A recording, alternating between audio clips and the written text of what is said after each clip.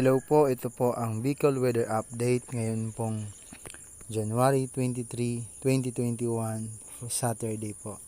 So dito po sa ating pong animation mula sa windy.com, makikita natin yung sa wind category, makikita natin na galing po sa silangang o sa karagatang Pasipiko ang hangin dyan po sa may eastern part ng ating pangbansa.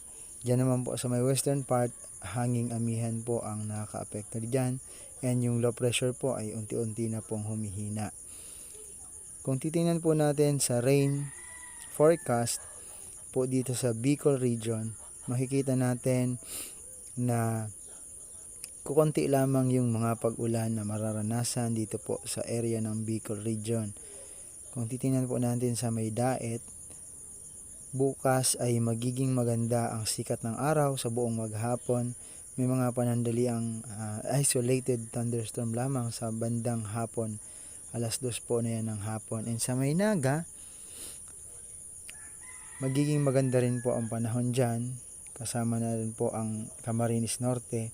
Kung titingnan natin yung Camarines Sur, ay magiging maganda po ang panahon bukas. May mga isolated thunderstorm lamang po sa bandang tanghali at alas 2 ng hapon. Pero magiging maganda pa rin po ang araw o sikat ng araw dyan. Dito naman po sa may Birac, Catanduanes, magiging maganda rin ang panahon.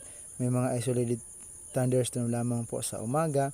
Subalit sa buong maghapon at gabi ay maganda po ang panahon dyan.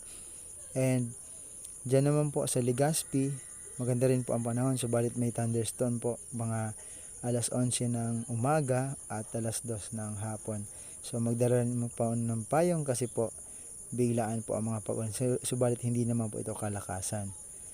Sa Masbate area and dito po sa may Basbate, makikita natin na magiging maganda rin ang panahon sa umaga, subalit sa hapon, sa tanghali at hapon po ay may mga isolated thunderstorm.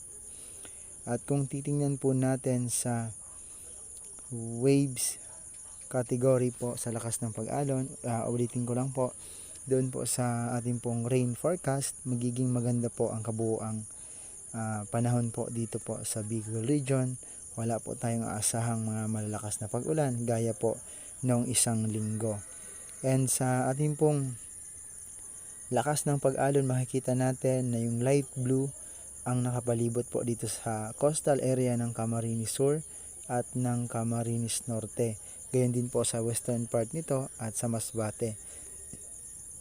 Magiging maalon lamang po kapag kayo ay pumalaot na sa malayong lugar at dito po sa may eastern part ng Birac at eastern part ng Legazpi and Sorsogon area. So dyan po ay magiging maalon pa rin na pinakamalakas na alon na nasa 1.7 meter o ang taas po ng pag-alon. Subalit magiging maganda rin ang panahon. At kung makikita natin sa satellite imagery, makikita natin na yung malipis na kaulapan ay nasa part lang ng Sorsogon at ng Legazpi City. Sa iba pong bahagi ay magiging maaliwalas ang panahon. So yan lamang po ang update na po dito sa windy.com. Maraming salamat po.